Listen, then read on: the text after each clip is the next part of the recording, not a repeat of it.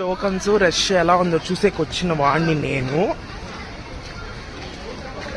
Tokens update కోసం video తీసేకొచ్చిన వాడిని నేను. ఈ ఖాళీని చూసి పోయి ఒరిజినల్ ఆధార్ తెచ్చుకొని టోకన్ కట్టించుకునేకి వచ్చేసాను.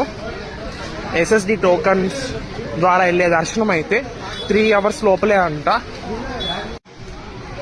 చూసారా, మొత్తం క్యూస్ అన్ని ఖాళీగా ఉంది. ఇది మామూలుగా ఇంత ఖాళీగా ఉండదు. ఈ ఒక్క క్యూ మనం నడవాల్సింది.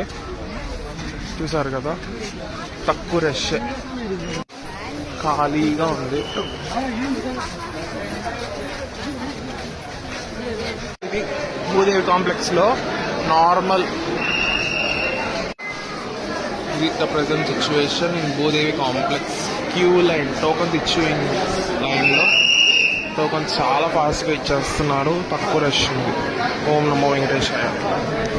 టోకన్ తీసుకునేకి 10 నిమిషాలే పట్టింది. బయటకు వచ్చేసరికి కూడా చాలా తక్కువ టైము. చూద్దాం రేపు దర్శనం ఎట్లా అవుతుందో. మొత్తం లైన్ గా రీల్స్ పెట్టేస్తా, చూసేయండి. Okay bye.